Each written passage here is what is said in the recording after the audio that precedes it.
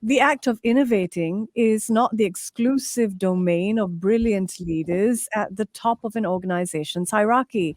It is everybody's job. But how do you weave innovation into the DNA of a company? We're about to find out. We are reading Built to Innovate, a book written by Bensaou, professor of technology management and Asian business and comparative management at INSEAD. Professor, welcome. Congratulations on the launch of your book last month. Well, good morning. Good morning, Michelle, and thank you for having me. Yes, this is a very exciting time. All right. Help us understand why you've decided to focus on the domain of innovation. Well, I've started to work in my during my PhD on Japanese firms and how they were able to actually change the production system. And I was really intrigued on trying to understand how Japanese companies were successful and whether they would continue to be dominant even in the world of innovation. And innovation is necessary for any organization to be able to survive in a very uncertain and fast-changing environment.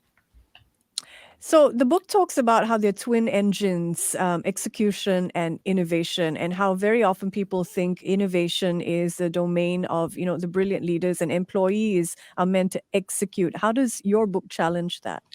Yes, I think that a lot of companies struggle with innovation. And one of the reasons they struggle with innovation is that they very often equate innovation with launching a new blockbuster product or creating, developing a life-changing business model. Many also, like you say, think that you need to have a genius leader or to be a startup to innovate. That's not true. During my research, I found many established, even centuries-old companies able to innovate. How? Well, they don't focus only on trying to look for industry-changing effects, but for small and important changes, very often in unexpected places. Now, how they do that? They rely on continuous innovation of all kinds, and driven by everyone in the organization. And that's exactly what Built Innovate is about. It's about how do you embed continuous and systematic innovation in any organization. And what is your read of companies that are able to sustain innovation? What are they doing differently? Apple, for example, thought of as a Right. company that spearheaded innovation and then criticized for lack of innovation after Steve Jobs' demise. So again, we hear that narrative of what happens when that great leader goes. How can companies sustain innovation? Yes, I mean, in the book, I talk about many organizations, not necessarily quite known organizations that are extremely innovative. And what they do is that they built what I call an innovating engine. Within the organization, they built a protected, fully legitimized space where everyone can innovate, not only your genius leaders and your brilliant scientists in the R&D department. You can innovate in everything you do, not only in your product and services, but also in your processes and internal functions. And innovating becomes a habit, not the sporadic spur of creativity when you have a crisis. And to come back to Amazon, and I could even, Apple, actually, Apple. I could talk about Amazon. Amazon is the same case. I mean, I would say that under Tim Cook or Andy Jassy, Apple and Amazon are still very successful. And I could argue that they are very innovative. They have very innovative organizations, in spite of the fact that they're not run by their genius founders, and they haven't delivered some sort of a disruptive innovation, but they have a fantastic innovating engine driving the company. I wonder if you can share a little bit more about, what goes into the building of this innovative engine. For example, in the book, you talk about a shift in mindset from the supplier side view to the customer point of view. Can you elaborate? Yes, I mean, everybody would understand that innovating is about, or innovation is about looking and developing and implementing new ideas that create value for a customer. And the customer, in my mind, can be an internal customer or an external customer. And to better understand the customer, you need to really switch. You have to switch your mindset from the traditional execution kind of mindset, which is supply side driven to a customer side approach, where you face really three challenges. I might mention, in detail about two, but one is to really listen to what I call everybody calls the voice of the customers. What are the pain points, the dislikes, the likes, and the wishes that customers are expressing? And when you do this, the critical thing is to learn how to switch your mind from the usual tell mode, or even worse, sell mode, to really the listen mode, and listen with a lot of empathy. Then the second challenge is to listen to what I call the silence of the customer, the things they don't tell you. They don't tell you either because they don't know of the problem themselves, or they might know of the problem, but they might not talk to you about it because they don't think it's your job to fix it. So maybe I can give you a quick example. This is about a few examples in the book, but this is a Turkish company called Korsa. They manufacture fabric that reinforces tires for the automotive industry. And at Korsa, they have a regular practice by which they send cross-disciplinary teams. On a regular basis, they send these cross-disciplinary teams to their customers' plants. And what is fascinating is that these teams, they live on the plants, they literally camp on the plants a few days at a time and roam around observing and talking to people about what they see. At one plant, one team once noticed that the customer workers were having difficulties to safely handle some rolls of fabric that were loaded on a truck. And immediately they understood that they were peeking into a problem that they never heard before. The customer never talked to them about it. So either the customer didn't know about it, or they didn't think it was for the supplier to fix it for them. So what Korsa did is that they remedied the problem. They went back and they developed a simple, improved method for handling the uploading of the rolls. They trained the customer workers, and they helped them reduce the resources from, let me be clear, 30 minutes for 3 people to 12 minutes with 1 worker. So this is what I call the silence of the customer.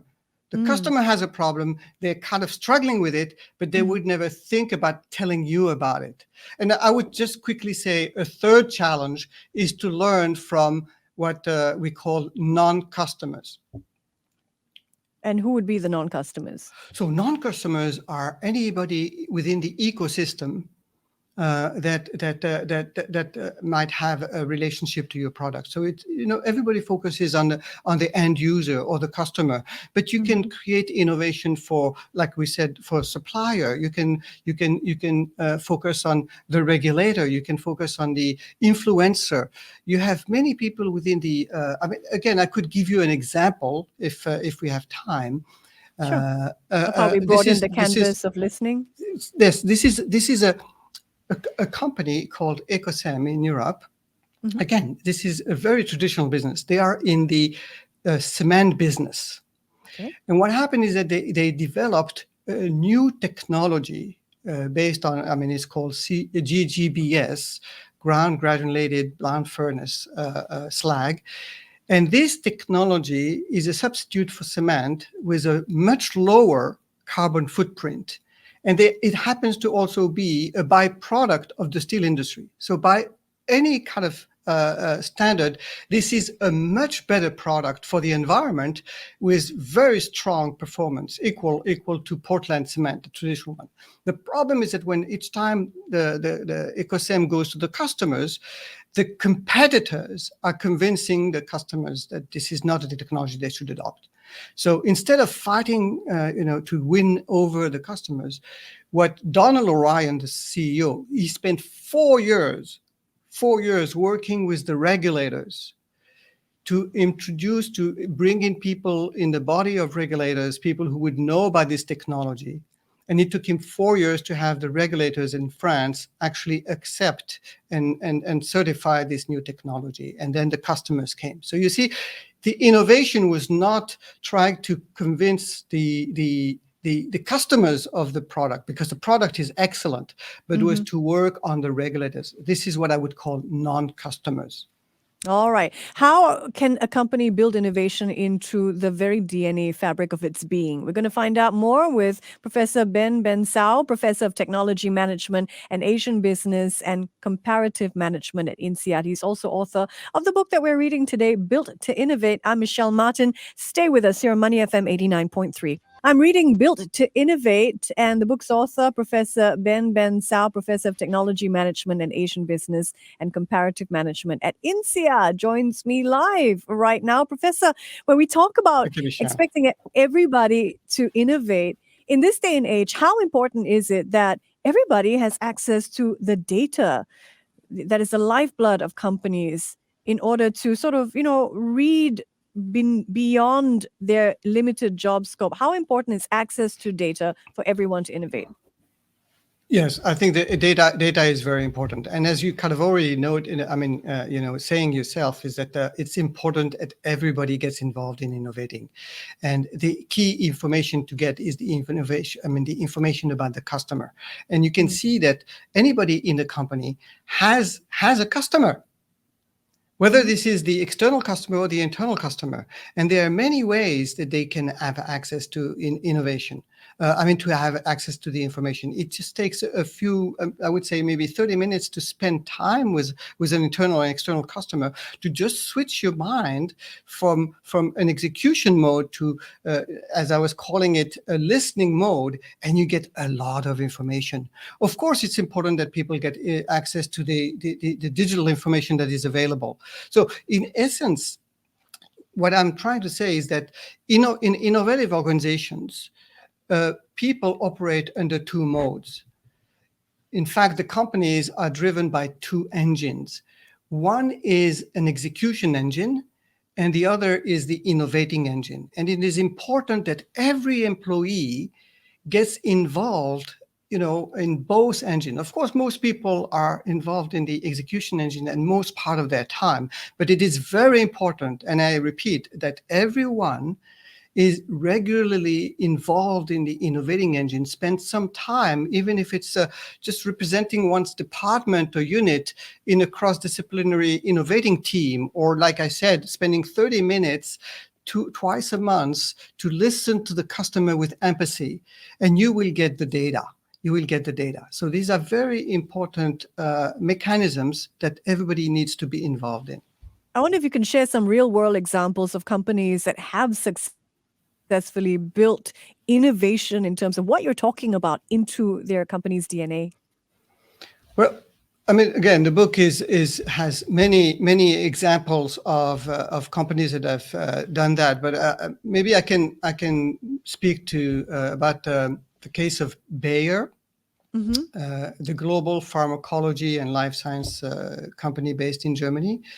Well, most people know that Bayer has a long history of scientific achievements driven by their R&D and superb scientists.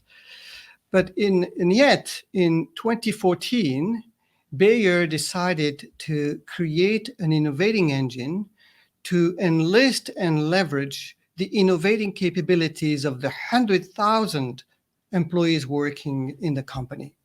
How did they do this? First, they made the whole board responsible for innovation. Then they selected 80 senior managers across all country groups and global functions to support the board as innovation ambassadors. And these ambassadors would spend most of their time with middle managers,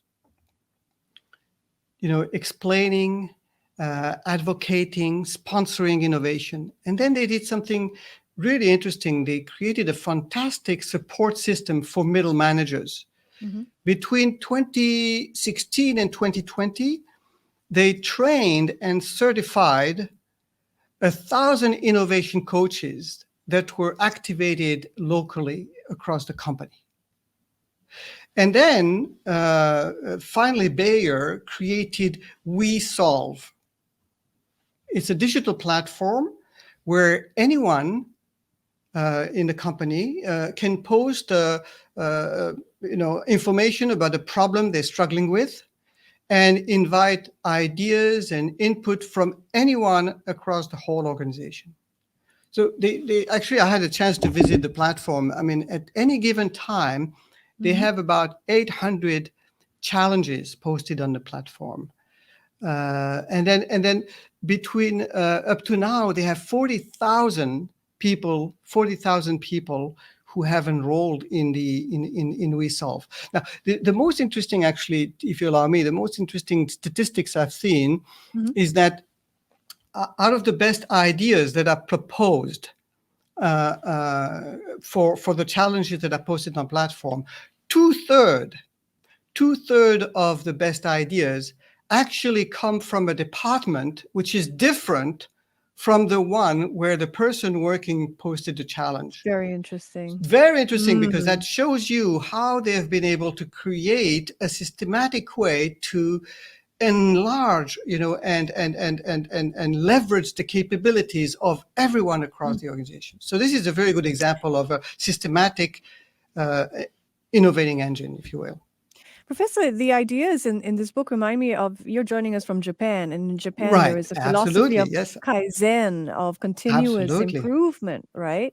So Absolutely. do you build on this idea? Absolutely. Of course, my influences are very clear. I mean, I was part of some of the research teams at MIT who investigated as I said earlier, Japan total quality movement, Japan production system, and then I got involved with innovation and the Blue Ocean Strategy team at INSEAD.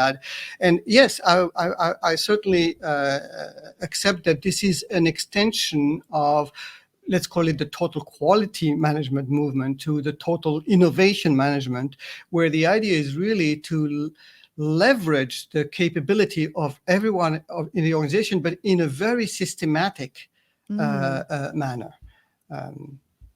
Well, before we let you go, Professor, if there's one idea you'd like leaders listening in to take away about your book, what would that be? Or I would say that the most important thing for leaders is to give permission. Especially senior leaders need to understand that they need to give permission to people to innovate. I mean, the second idea that I would like to leave people with is that, and this was quite a surprise for me doing the research, is that middle managers are key to innovations. Innovation would not happen without middle managers, and I think they are very often overlooked. So I think it is very important to spend time convincing, training, supporting middle managers, because senior leaders, they don't have any problem with innovation. They understand it. Frontline people, they are there facing customers, non-customers all the time. They understand the importance of innovation. But middle managers are very often incentivized on execution. And they are kind of shielded of the direct pressure of innovation. All right. Well, great ideas. Thank you so much for walking us through some of the key concepts of your book. Professor Bensaou telling us more about his book, Built to Innovate, which is our featured read today. Money FM 89.